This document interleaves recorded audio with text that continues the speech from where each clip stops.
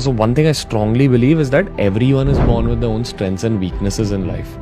But my question to you is that does everyone have that capability within themselves to become, if not a billionaire, at least a multi-millionaire in life? Can everyone achieve that if they kind of put their mind in the right place, their body in the right place, their friends in the right place? Sure. Have you ever seen water bottles? Like steel, glass. Some water bottles are like 500 ml capacity, some are like a liter, some are 1.5 liter. Now each one has their capacity. Okay? And each one can be filled up to the brim.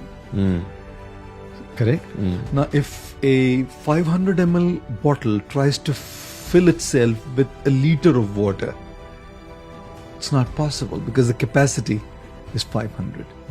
So each one has a certain capacity, correct? And self-discovery is about trying to figure out what your capacity is and to function to the optimum of your capacity. So if you have a 500 ml water bottle and if it's only filled up to 200 ml, you're not using it to its optimum space capacity, right? So how can I bring it to 500 is the question. So yes, I may not have that capacity to probably be a billionaire, but I may still have the capacity to be a millionaire. But I'm not playing my best. I'm not giving my best. So I'm still not even close to be anywhere close to be a millionaire. You know? So I don't think it's about billionaire, millionaire or not being a millionaire. I think it's about really functioning to the optimum of our own capacity. So which is precisely why reflection and introspection is important, because it helps us understand our own selves. And I see that we do things without understanding ourselves.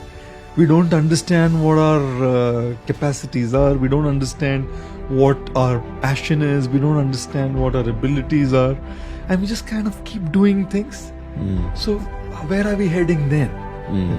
But once you identify it, you know, this is what I need to work on to grow. And grow how much? To as much as my capacity is. And how do you know I've reached my capacity?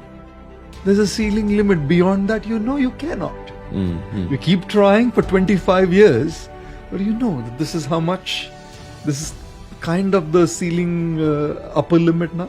Yeah, Does that make sense? Yeah, 100%. Also the ability to break your own ceilings. That's something I mean, some people have it, some people don't. Correct. Very few people have it. And that's Correct. something I learned from the late great Kobe Bryant. Sure. It's something that stayed with me very long back, where I think when I was starting out YouTube, I would always put caps on myself. Correct. When I started out, I only wanted to build it to 2,000 subscribers so that I could market some fitness products.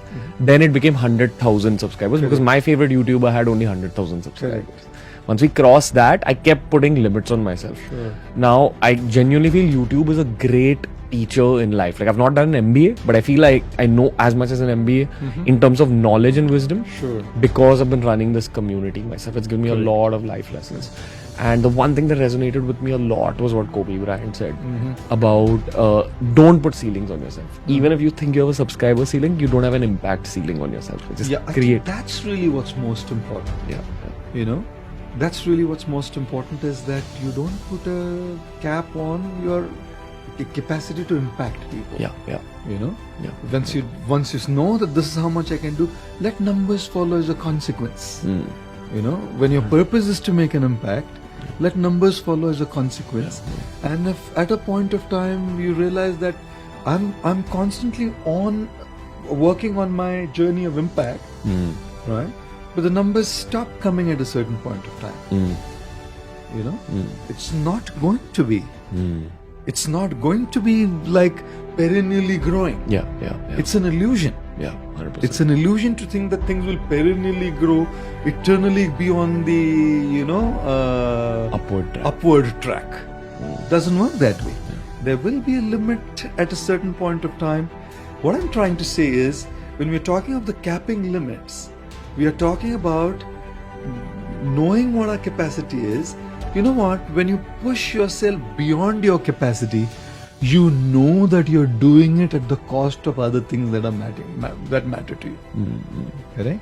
When you're functioning within your optimum capacity, you're doing it with proper attention to what needs attention.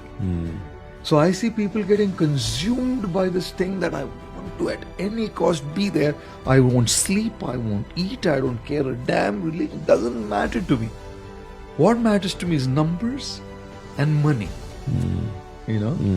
So as soon as that's what you're consumed by, then you realize that that's not how it functions. So when you know that I've grown to X now, correct? And now I want to grow to X plus 100 or X, or say let's say 100X, correct? If I want to go from X to 100X, if X to 100X is my capacity, then it will come in a certain way that I don't have to compromise on other aspects of my life. If 100X is not my capacity, then I know that I'm going to have to compromise on so many other aspects of my life because it's not within the bandwidth that I have. You know what I mean? That's 100. what I kind of... 100%, sir. It's one of those things I'm learning slowly with time, honestly. Yeah. And this interview... All of us do learn.